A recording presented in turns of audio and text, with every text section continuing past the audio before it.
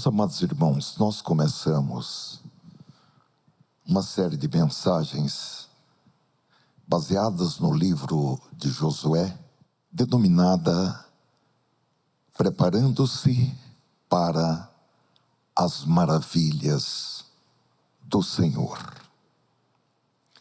E hoje nós iremos abordar um tema em que coloquei como título Fugindo da Aparência do Mal. O nosso texto, primeiro texto bíblico, está no livro de Josué, no capítulo 7 do livro de Josué. Nós vamos ler o versículo 13. Versículo 13.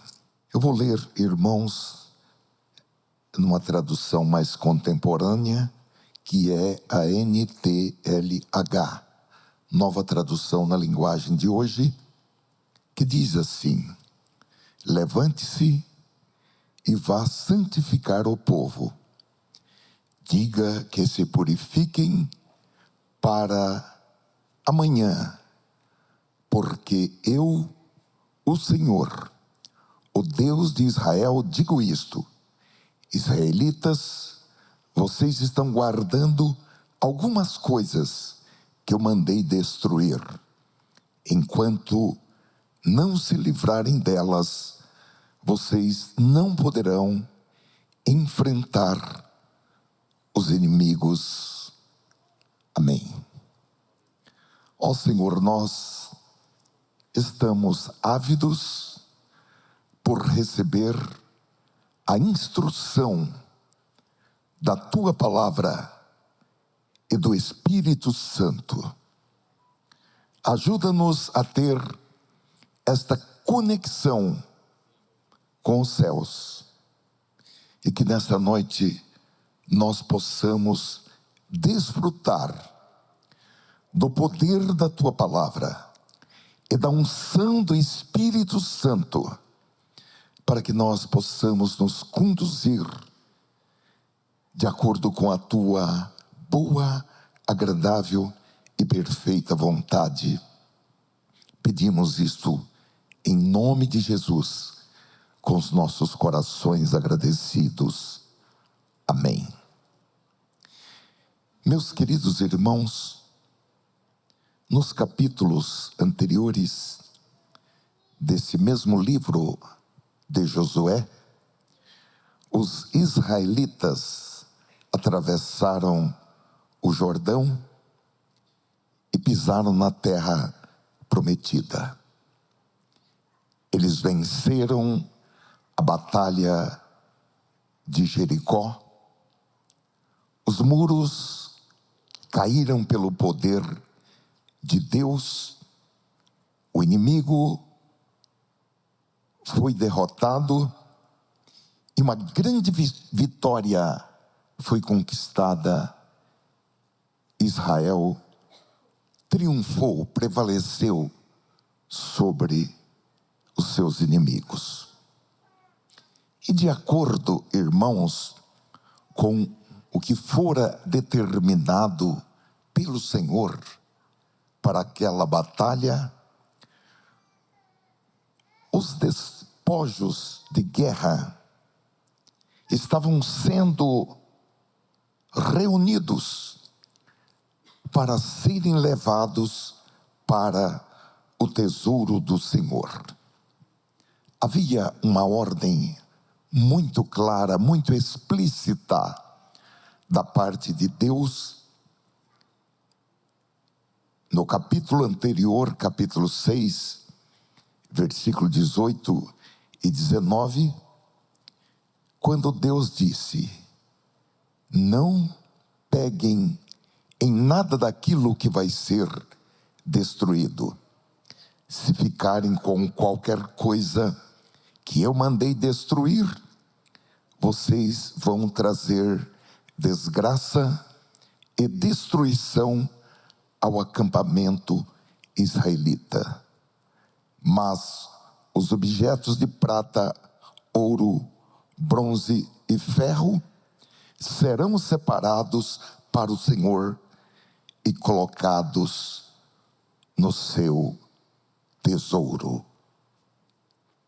Porém, irmãos, de repente, um homem corre de volta para a sua tenda com alguns objetos escondidos sob as suas vestes.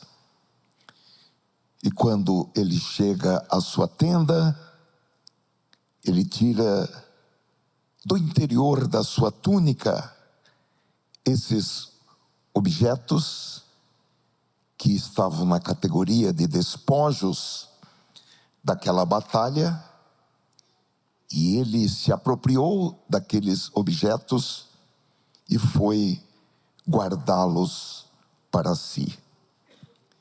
Digamos que era um pequeno investimento para o seu futuro. E ele certamente reuniu a sua família e disse: olha, isso daqui é um segredo da nossa família. E ele cava um buraco na sua tenda e enterra aqueles objetos. Mal sabia ele, naquele momento, que junto com aquele pequeno tesouro composto por aqueles objetos, ele estava trazendo maldição para a sua casa e maldição para todos aqueles que compunham aquele conjunto de pessoas.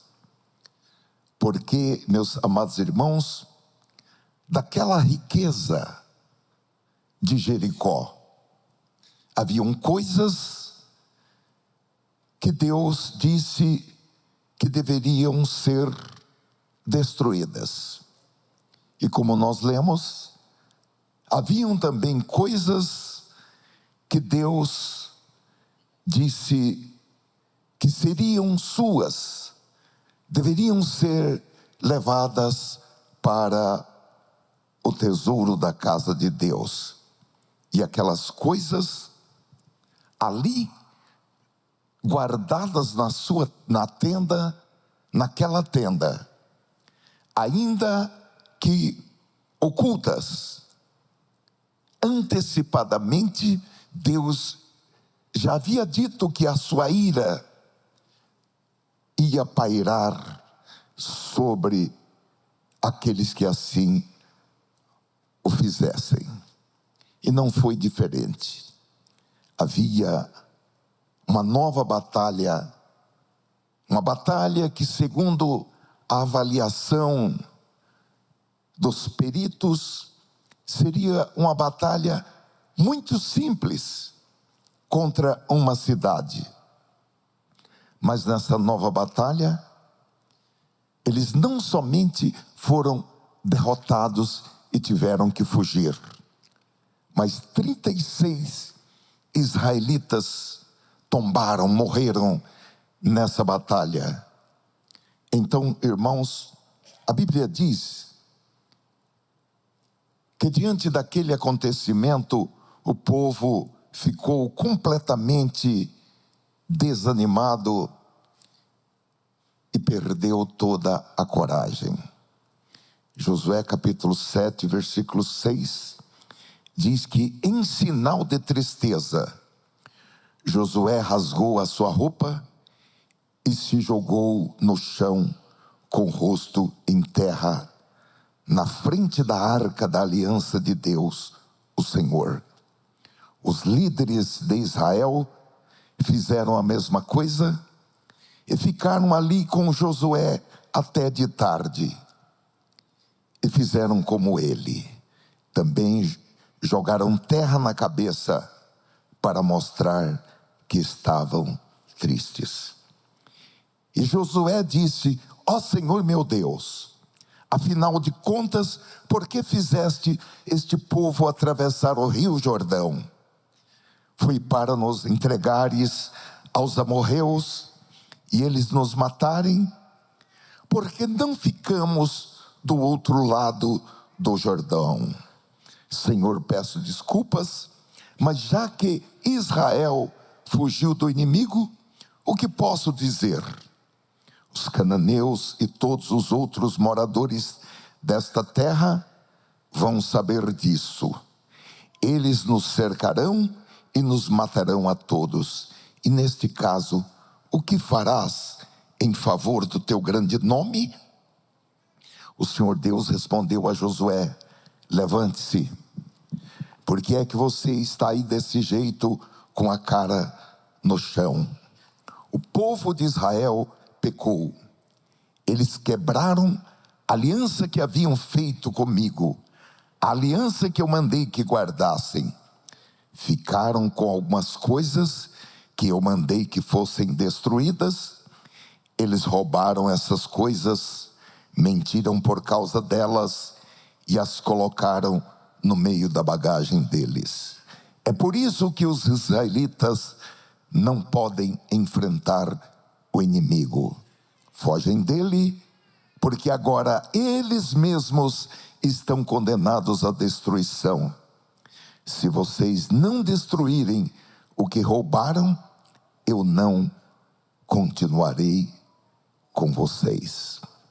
Então, meus amados irmãos, diante dessa ordem explícita do Senhor, houve a convocação de todas as famílias, de todas as tribos, e por meio de um processo que consistiu em sorteios, chegou-se à conclusão de que um homem chamado Acã, da tribo de Judá, tinha se apropriado de coisas que Deus mandou que fossem destruídas e de coisas que Deus determinou que fossem levadas para o tesouro do Senhor.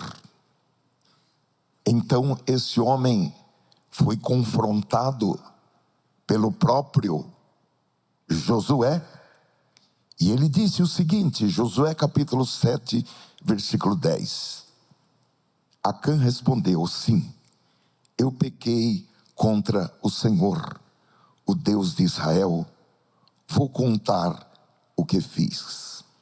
Entre as coisas que pegamos, vi uma bela capa da Babilônia. Vi também 200 barras de prata e uma barra de ouro que pesava mais ou menos meio quilo. Fiquei com tanta vontade de ter aquelas coisas que guardei para mim. Estão escondidas, enterradas na minha barraca, e a prata está por baixo. Irmãos, como nós podemos observar, houve uma sucessão de passos que culminou com a consumação do pecado de Acã. Tudo começou com um olhar. A Bíblia chama de concupiscência dos olhos. Quando ele viu aquela linda capa babilônica e também as barras de ouro e também aquela barra, as barras de prata, aliás, e também aquela barra de ouro. Depois, ele prosseguiu com o desejo de ter aquelas coisas. E depois veio a avareza, e depois houve a astúcia de levar aqueles objetos e cavar um buraco para ocultá-los na sua própria tenda. A Bíblia diz, no Salmo 42, e versículo 7, que um abismo, irmãos, chama outro abismo. Essa palavra, ela expressa a ideia de que um problema pode levar a outro problema, criando uma sequência que ninguém sabe onde aquilo vai chegar. E tudo começa com um olhar. Há uma palavra de Jesus em Mateus capítulo 6 e versículo 22, em que ele disse: a candeia do corpo são os olhos, de sorte que se os teus olhos forem bons, todo o teu corpo terá luz. Se porém os teus olhos forem maus, o teu corpo será tenebroso. Se portanto a luz que há em ti, ou que em ti há são trevas, quão grandes serão tais trevas. Há um outro exemplo muito significativo de que um abismo chama outro abismo, nos capítulos 11 e 12 do segundo livro de Samuel, que é uma história bastante conhecida nossa, que é a história de Davi, o envolvimento dele com Batseba, que mesmo sendo ele um homem segundo o coração de Deus, um homem temente a Deus, ele tropeçou com o seu olhar, quando ele olhou e viu uma jovem senhora que estava tomando banho, e daí houve uma sucessão de pecados, porque com aquele olhar nasceu o desejo de ter aquela mulher. Ele a desejou. Depois, o próximo abismo foi o adultério, seguindo-se pela mentira, a dissimulação, e culminou com um assassinato, porque um abismo chama outro abismo. Obviamente, irmãos, nós não podemos muitas vezes evitar o primeiro olhar, mas depois não precisamos manter o olhar, e muito menos lançar um segundo olhar. Mais tarde Davi escreveu: não porei coisa má diante dos meus olhos. No caso, meus irmãos, de Acã, nosso personagem lá do capítulo 7 de Josué, as consequências dessa sucessão de atos, que começou com um olhar para aqueles objetos e o desejo depois de tê-los, as consequências foram fatais para ele e para a sua família. Evidentemente, irmãos, todo pecado é algo sério e traz consequências para o pecador. Porém, em certas situações, irmãos, a culpa pelo pecado pode ser mais agravada e pode ser mais séria do que em outras ocasiões. Nós vamos parar um pouquinho para pensar no pecado de Acã e nas consequências que cercaram essa série de tropeços, e nós veremos que houve uma série de coisas que agravaram a culpa de Acã. E para enumerar, eu coloquei em primeiro lugar a ocasião em que ele pecou. Acã cometeu esse pecado numa época em que ele e toda a nação haviam acabado de entrar em uma nova fase, em uma nova era como povo de Deus. Aquela época em que eles atravessaram o Jordão marcava uma época em que a infidelidade e os fracassos do passado estavam sendo deixados para o outro lado do Rio Jordão. Eles viraram aquela página de dificuldades no deserto. E eles estavam avançando em obediência a Deus. Fazia um pouco mais, irmãos, de uma semana que Acã e todo o povo haviam renovado publicamente os seus votos para com Deus.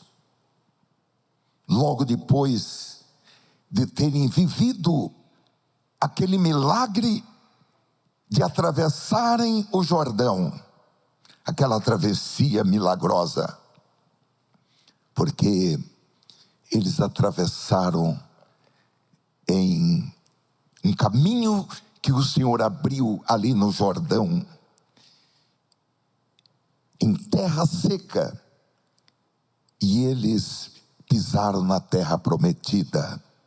Então, eles renovaram a aliança com Deus, se submetendo a um rito chamado circuncisão.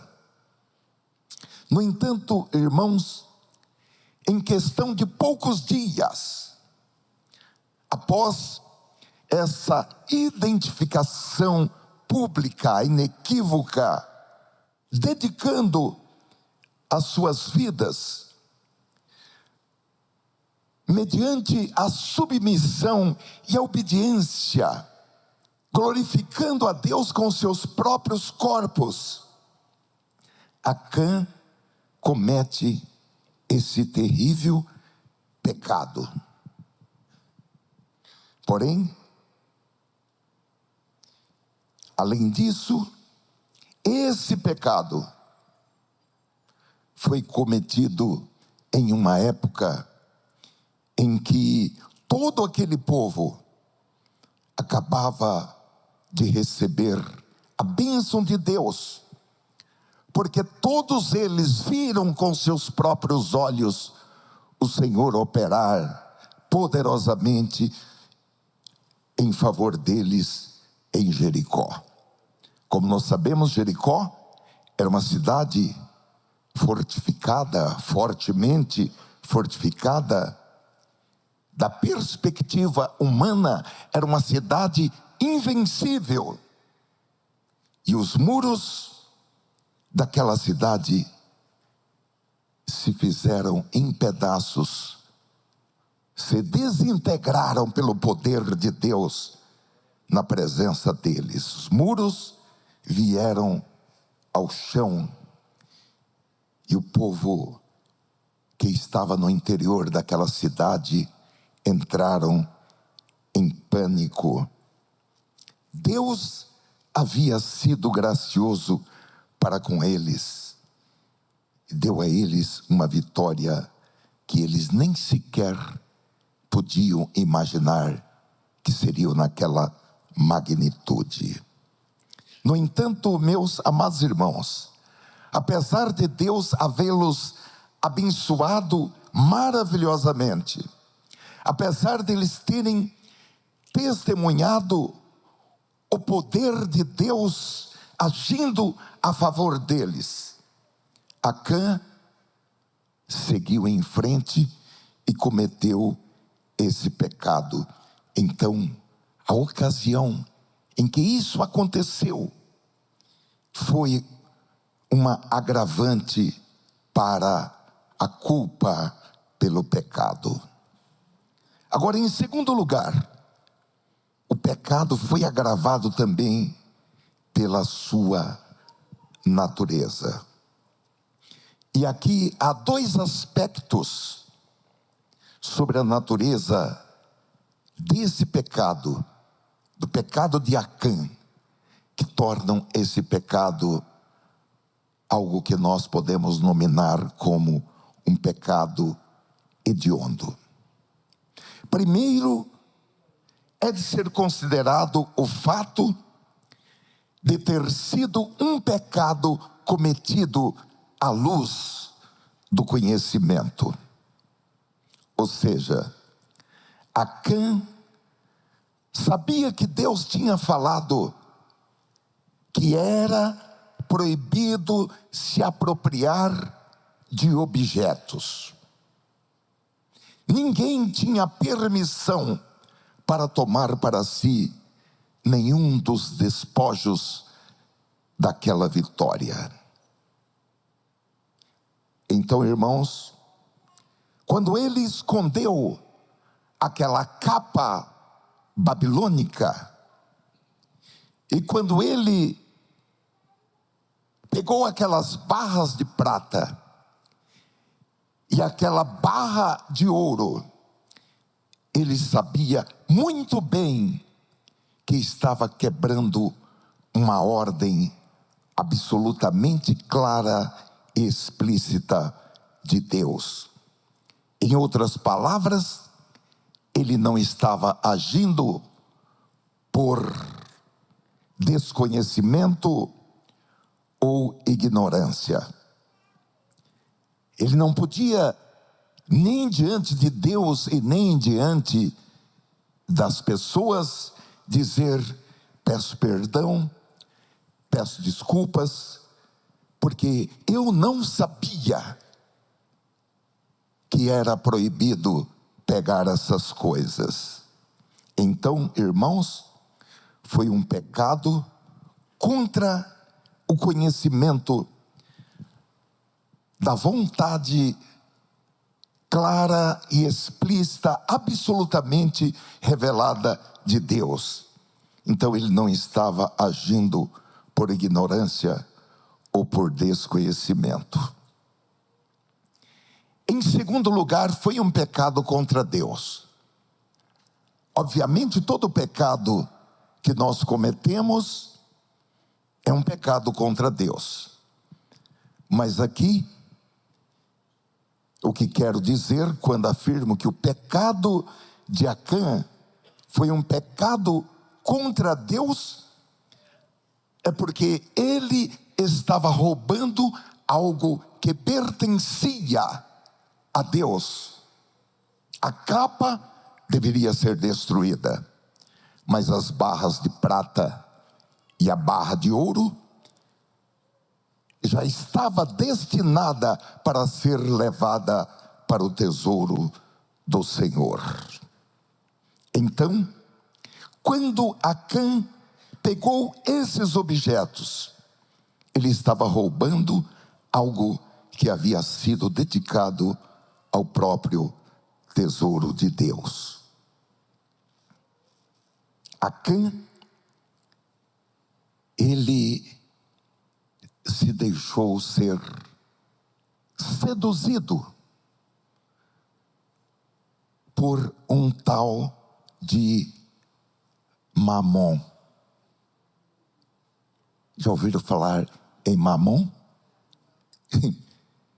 Ele se tornou um aliado de Mamon. Meus amados irmãos, Mamon continua querendo ser aliado dos servos e das servas de Deus. Por isso que Jesus falou que não dá para servir a Deus e ser um aliado de Mamon. Evidentemente, é pecado roubar dinheiro de um caixa, de um banco, de uma loja. Mas é um pecado ainda mais grave roubar dinheiro da salva de coleta da igreja. Eu já vi isso, irmãos. Eu já vi isso. Lamentavelmente, eu já vi isso acontecer no trajeto para ir contar o dinheiro. É uma coisa assim que deixa a gente meio estarrecido, mas é verdade. Eu tenho insistido muito, irmãos, no pecado do caixa 2. Porque há pessoas que se acostumaram com esse pecado e tentam justificar esse pecado, o pecado do caixa 2, e acham que é normal, porque se acostumaram. Cada centavo que é recebido em dízimos e ofertas deve ser contado, deve ser contabilizado e deve ser escriturado. Ah, mas é apenas 2 moedas de cobre. Na contabilidade de Jesus, essas 2 moedas de cobre é uma grande oferta na contabilidade de Jesus. Obviamente, é pecado quebrar uma janela ou qualquer objeto particular, porém, é mais grave ainda quando esse objeto ele faz parte das coisas de Deus. Um músico, porque está com raiva, está tocando com raiva, ele não pode quebrar uma corda de um violão ou de uma guitarra da casa de Deus. Isso é uma coisa muito séria. Ué, por que esse cara foi lançado no inferno? Porque ele quebrou uma corda de uma guitarra da casa de Deus. Êxodo capítulo 20, versículo 15, diz: não furtarás. Agora, furtar algo da casa de Deus, seja deliberadamente, ou seja por esquecimento, é algo que agrava o pecado. Assim foi com o pecado de Acã, porque ele estava roubando a prata e o ouro do tesouro de Deus. E a culpa do seu pecado, então, foi agravada. Em primeiro lugar, como nós falamos, pelo momento, pela ocasião, por tudo que estava acontecendo no momento em que ele pecou. E em segundo lugar, pela natureza do pecado, ou seja, como e contra quem ele pecou. Em terceiro lugar, irmãos, o pecado dele foi agravado porque ele incluiu cúmplices no seu pecado. A narrativa bíblica não diz explicitamente, mas obviamente está implícito que Acã, ao cometer esse pecado, pegando aqueles objetos, escondendo-os na sua tenda, ele envolveu a sua família nessa conduta pecaminosa de esconder aqueles objetos proibidos na sua tenda e manter tudo aquilo debaixo de um segredo familiar.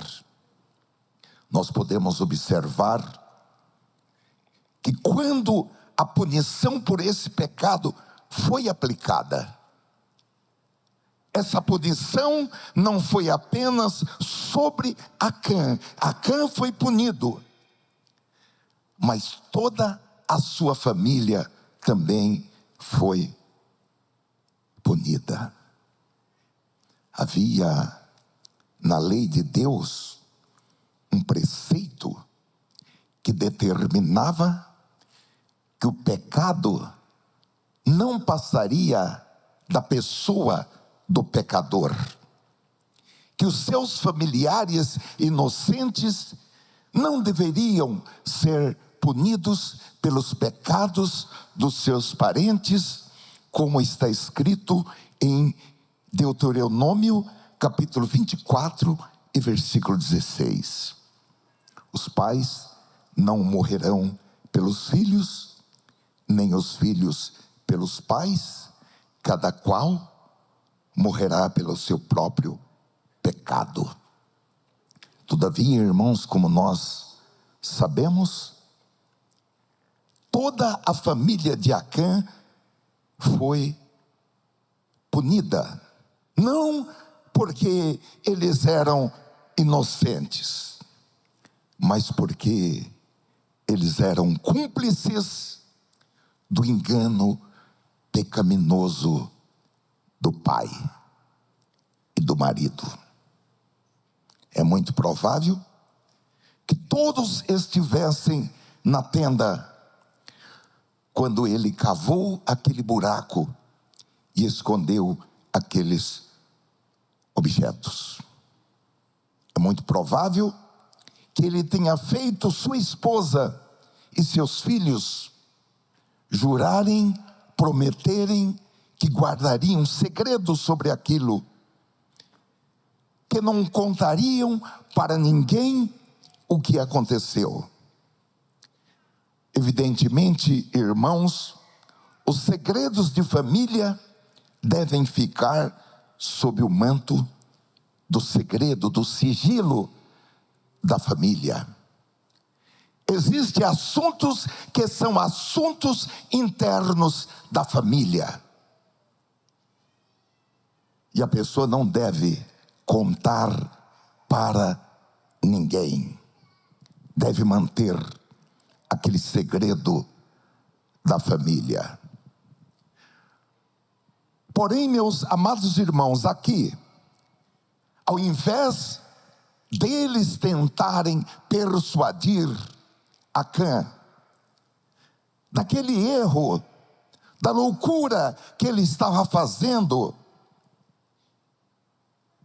em instá-lo para que devolvessem aqueles objetos, nós não podemos chegar a outra conclusão, porque Deus não é injusto.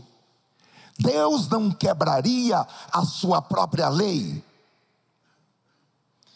Então, meus amados irmãos, nós só podemos chegar à conclusão de que a sua família concordou com aquela atitude dele.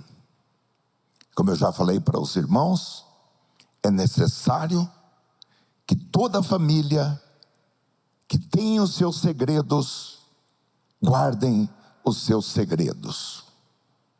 Existem situações, fatos, histórias, memórias que por N razões devem ficar guardadas em silêncio no meio da família, devem ficar apenas naquelas 4 paredes daquela família e daquelas gerações. Todavia, meus amados irmãos, é preciso reconhecer que há um limite tanto do ponto de vista ético, do ponto de vista emocional, do ponto de vista espiritual, para aquilo que pode ou deve ser mantido em segredo.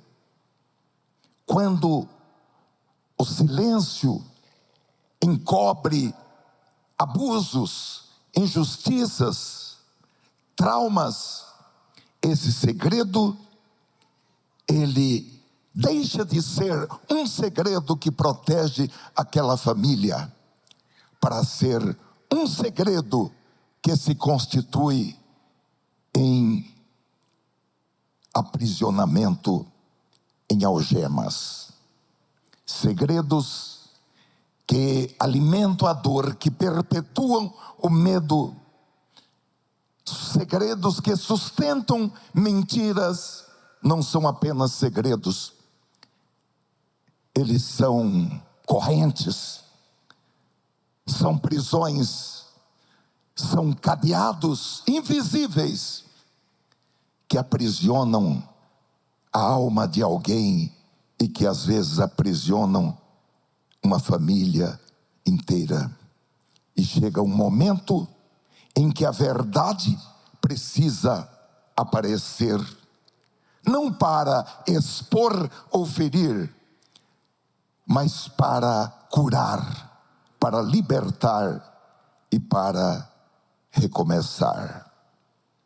E meus amados irmãos, o fato de Acã ter sido um instrumento para levar a sua família a proteger aquela mentira, foi algo que agravou o seu pecado e a sua culpa diante de Deus.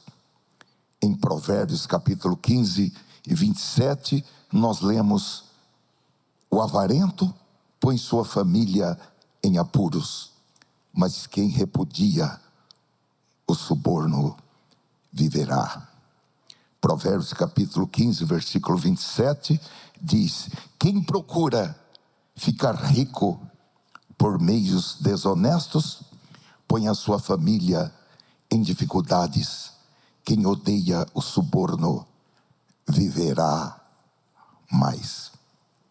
Quero louvar a Deus pela minha mãe, a mãe que eu tive. Em casa era proibido, quando eu era criança, achar lápis, achar borracha, achar caneta, achar uma régua. Não podia achar nada. Eu achei um lápis caído. Então pega esse lápis e entrega na diretoria. Não podia achar nada. Achou, entrega da diretoria. Não podia achar nada em casa. Então, meus amados irmãos, esta é uma grande lição para nós, essa situação de Acã e a sua família. Eu vou trazer um outro exemplo, que é tomar o nome de Deus em vão. Como nós sabemos, tomar o nome de Deus em vão viola o 4º mandamento. Mesmo que a pessoa nunca tenha lido, nem nunca tenha ouvido falar dos 10 mandamentos. A ignorância ou desconhecimento não justifica a conduta da pessoa que viola um mandamento de Deus e nem anula a pecaminosidade. Porém, meus amados irmãos, tomar o nome de Deus em vão e blasfemar, quando se sabe que é pecado fazê-lo, quando se conhece a essência desse 4º mandamento, torna essa pessoa ainda mais culpada aos olhos de Deus.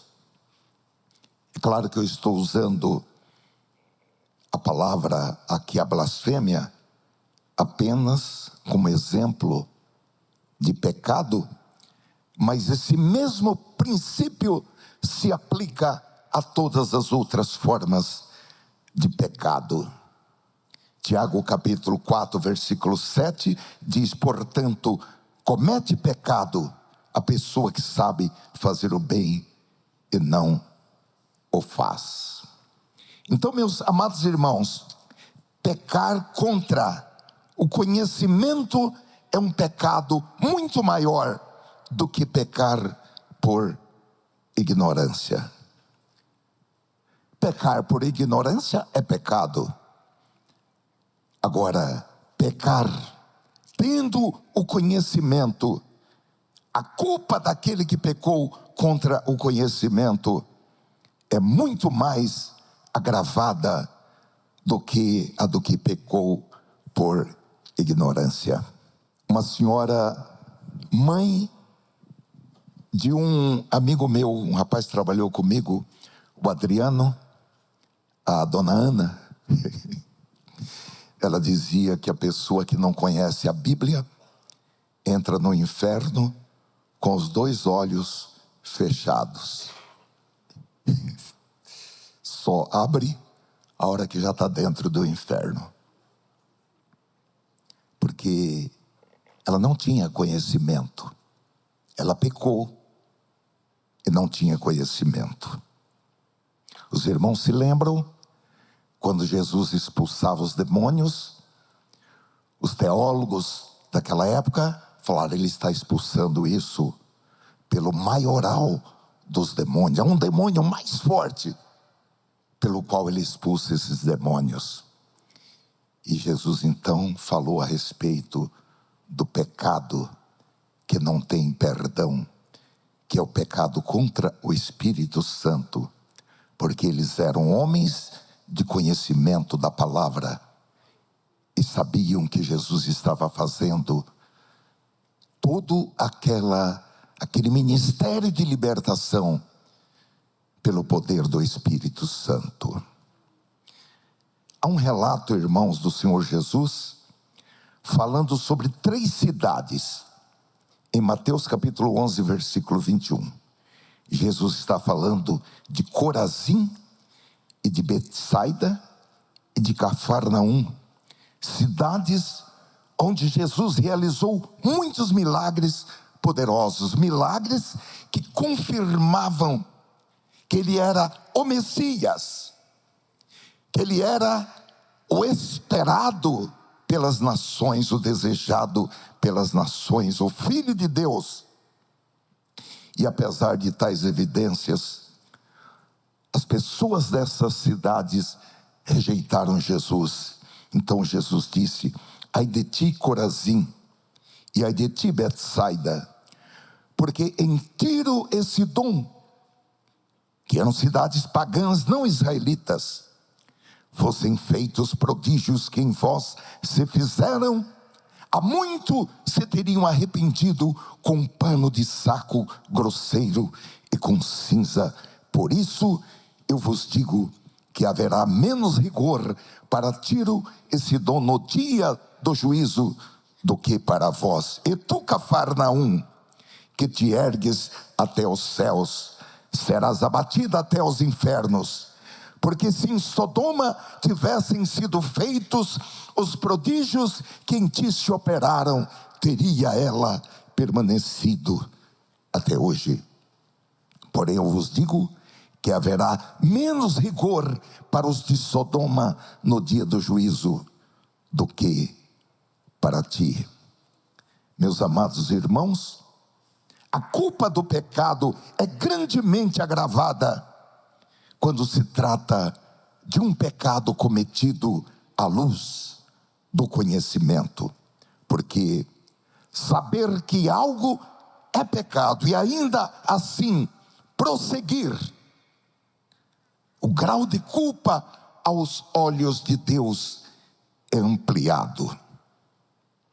Saber, por exemplo, como todos sabem, nesta congregação, em todas as nossas igrejas, que é pecado um crente casar com uma descrente e ainda assim prosseguir com isso.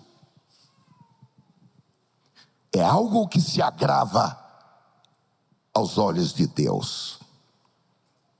Saber que é pecado caluniar o caráter de alguém. A Bíblia compara com assassinato. E ainda assim, falar palavras que assassinam, que destroem o caráter de uma pessoa, meus amados irmãos, é algo muito grave. Saber que é pecado contar mentiras e ainda assim prosseguir a fazê-lo é algo muito grave. Saber que é pecado roubar de Deus e ainda assim se recusar a dar a Ele o que nós chamamos de dízimo é algo muito grave.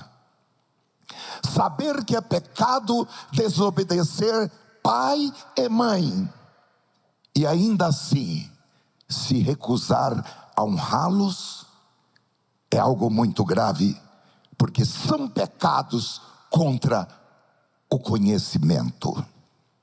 Olha, irmãos, tantas outras coisas que podem ser nomeadas, que são pecados contra o conhecimento. Esses pecados serão tratados com um grau de seriedade maior do que os pecados cometidos por ignorância. E eu fiquei pensando, irmãos, ao preparar esta mensagem, e o que falar dos pecados que são cometidos em momentos que nós somos particularmente, estamos sendo abençoados por Deus. Momentos em que Deus está abençoando as nossas vidas, com um bom emprego, abençoando a nossa vida com um bom relacionamento com os nossos amigos, com as nossas famílias. Em momentos que Deus está nos abençoando materialmente, espiritualmente, emocionalmente, fisicamente e assim por diante. Momentos em que Ele está nos abençoando com curas, nos abençoando com o bem-estar dos nossos filhos, que estão sendo obedientes, que estão indo para a escola, para a universidade. Olha, meus amados irmãos, foi o que aconteceu com este homem. Em um momento que ele devia estar celebrando a bondade de Deus, a misericórdia de Deus, afinal, pisamos na terra prometida.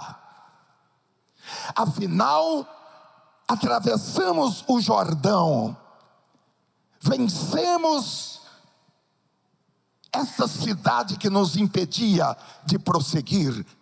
O Senhor fez com que os muros de Jericó caíssem. Olha, meus queridos irmãos, ser o Acã ou a Acã em tais momentos, no meio da congregação, cometer pecados em momentos que a bondade de Deus está se manifestando, é ir contra a bondade de Deus. E fazer isso, meus amados irmãos, aumenta a culpa pelo pecado. E o que dizer daqueles pecados que nós cometemos e encorajamos outras pessoas a cometer o mesmo pecado? Ou envolvemos outras pessoas com o nosso pecado, tornando elas cúmplices da nossa conduta pecaminosa. Eu fiz uma anotação aqui com respeito àqueles pais que optam por negligenciar o local de culto, especialmente no dia do Senhor, e que ao fazê-lo expressam desprezo e desrespeito pela palavra de Deus, porque a palavra de Deus nos exorta a não deixar a nossa congregação, como é costume de alguns. E alguns, além de fazer isso, estimulam o seu cônjuge, estimulam os seus filhos, para que não venham à casa do Senhor. Olha, meus queridos irmãos, a culpa desse pai ou dessa mãe é agravada diante de Deus, porque ele ou ela envolveu outras pessoas no seu pecado.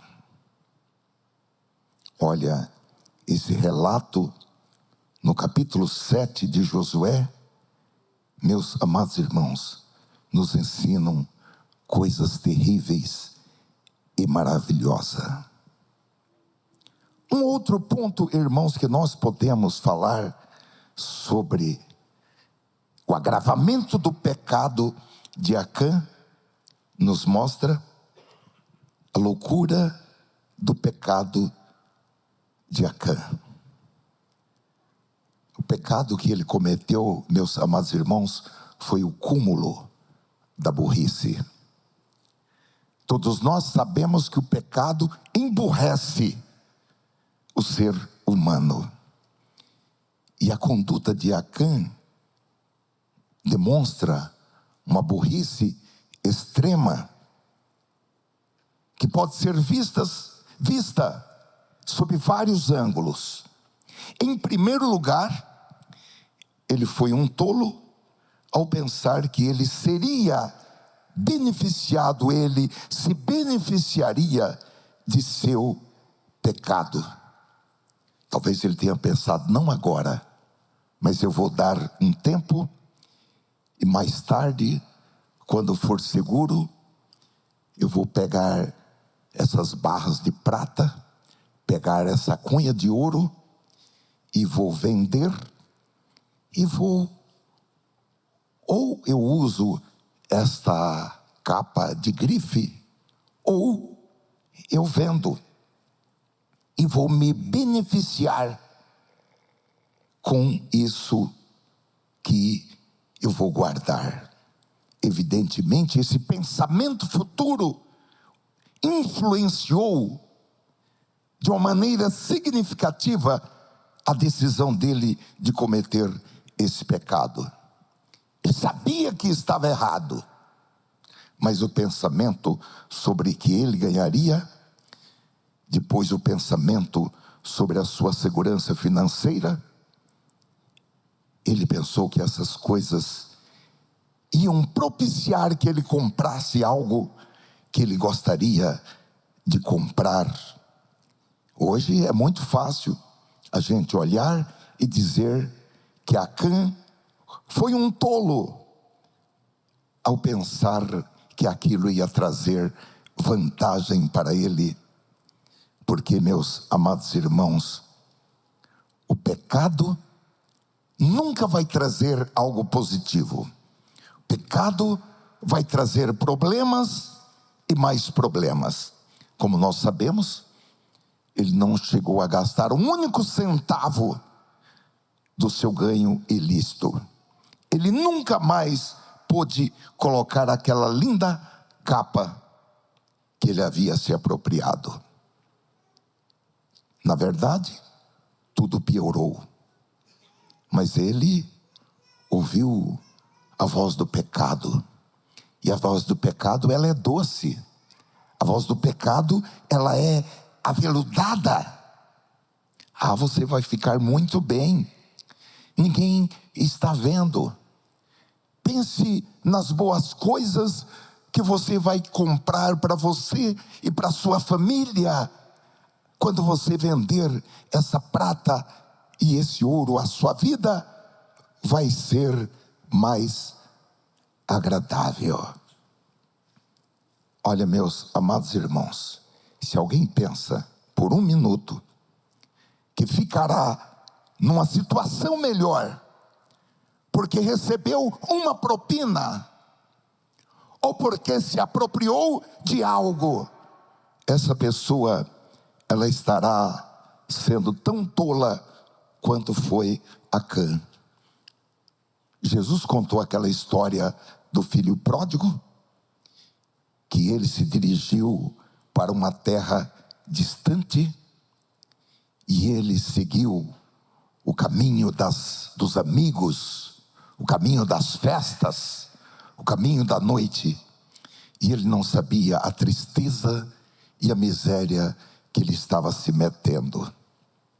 Há muitos filhos que não veem a hora de sair de casa, sair da casa do pai, morar sozinho, para ter uma vida sem compromisso, para não ter horário para chegar em casa, para poder levar os amigos para casa e fazer a maior bagunça. Acã, ele não era apenas um tolo, porque ele pensou que se beneficiaria do produto daquele pecado, mas ele também era um tolo, porque pensou, em segundo lugar, que ninguém sabia do seu pecado e ele não seria descoberto. Ele pensou que os únicos que sabiam do seu pecado eram ele mesmo e os membros da sua família. Então, ele pegou aqueles objetos de forma escondida, de forma dissimulada, e ele teve o cuidado de não contar para ninguém. As suas conversas foram apenas nas 4 paredes da sua casa, foram conversas sigilosas.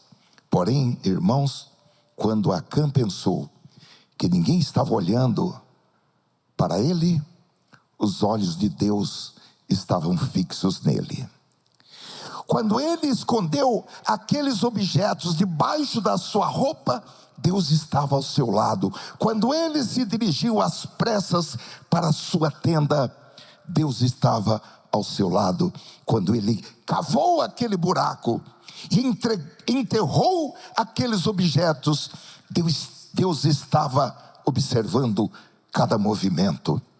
Quando ele combinou aquele segredo com a sua família, Deus ouviu cada palavra. E Deus não apenas sabia, como Deus iria expô-lo de uma forma que Acã jamais poderia imaginar. Há um versículo muito impressionante em Números, capítulo 32 e versículo 23, que diz: porém, se vocês não fizerem isso, estarão pecando contra o Senhor, e fiquem sabendo que esse pecado certamente os encontrará. Uma outra tradução diz: o seu pecado há de achá-lo. Meus queridos irmãos, é o cúmulo da loucura alguém pensar que ninguém sabe do seu pecado quando ele o comete. Pode pensar que está sozinho, ou apenas juntamente com os cúmplices. Porém, o fato é que Deus sabe, Deus observa, Deus vê e Deus ouve. O assassino que tira a vida de outra pessoa, ele pensa que ninguém viu ele praticar aquela perversidade de que nunca será descoberto.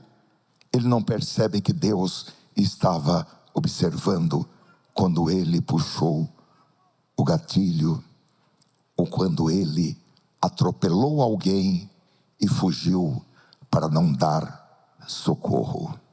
Porém, Deus estava exatamente lá. Deus olha, Deus vê, Deus age. Eu quero já terminar, irmãos, falando Jeremias capítulo 23, versículo 24. Deus diz: ninguém pode se esconder num lugar onde eu não possa ver. Então vocês não sabem que eu estou em toda parte no céu e na terra. Novamente, Jeremias capítulo 16 e versículo 17, que diz: eu vejo tudo o que eles estão fazendo, nada fica escondido de mim, e os pecados deles não escapam da minha vida. Hebreus capítulo 4 e versículo 13, não há nada que se possa esconder de Deus em toda a criação. Tudo está descoberto e aberto diante dos seus olhos, e é a Ele que todos nós teremos que prestar contas. Lucas capítulo 12, versículo 2, diz: tudo o que está encoberto vai ser descoberto, e o que está escondido será conhecido. Assim, tudo o que vocês disserem na escuridão será ouvido na luz do dia, e tudo o que disserem em segredo dentro de um quarto fechado será anunciado abertamente. 1 Timóteo capítulo 5 e versículo 24. Os pecados de alguns homens são manifestos, precedendo o juízo. Em alguns manifestam-se depois. Eclesiastes capítulo 12 e versículo 14, que é o encerramento do livro de Eclesiastes, diz: porque Deus há de trazer a juízo toda obra e até tudo o que está encoberto, quer seja bom, quer seja mal. Então, irmãos, Acã era um tolo, porque ele pensou que ele se beneficiaria daquela ação pecaminosa e que ninguém ia ter conhecimento sobre aquilo, ninguém iria descobrir. Em último lugar, irmãos, ele era um tolo, porque ele pensou que nada seria feito a respeito. Eu fiquei pensando, meus amados irmãos, que essa é uma situação que muitas pessoas pecam sabendo que pecam, mas elas dizem: se alguém descobrir, não vai acontecer nada. Eu não vou ler por falta de tempo, mas Josué capítulo 7, versículos 24 a 26, nos fala o que aconteceu. Josué e todo o povo pegou Acã, a prata, a capa, o ouro, os seus filhos, as suas filhas, os seus bens, os bois, jumentos, ovelha, a sua barraca e tudo o que tinha, e levaram para um lugar chamado Vale da Desgraça. E ali naquele vale, o povo matou Acã a pedradas. Eles apedrejaram e queimaram a sua família e tudo o que ele tinha, e puseram um montão de pedras, que a Bíblia diz está naquele lugar até agora. E aquele lugar, até hoje, o nome daquele lugar é Vale da Desgraça. Meus queridos irmãos, a igreja não pode impedir que alguém peque, mas a igreja não pode ser vista como conivente com o pecado de alguém. Quando o pecado é encontrado, a igreja tem que agir, e a disciplina bíblica tem que ser exercida, de acordo, evidentemente, com a gravidade daquela ofensa. Porque há pessoas que querem matar um mosquito com um tiro de canhão.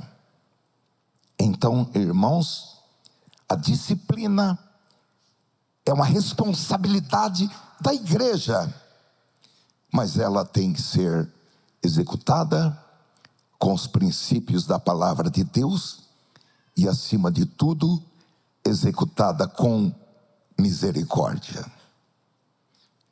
Nós não vamos ler, mas os irmãos poderão ler depois o capítulo 8, que depois que Josué resolveu aquele problema da maneira como Deus havia determinado, o poder e a presença de Deus foram restaurados, E eles foram naquele mesmo lugar, na cidade de Ai, onde eles haviam sido derrotados.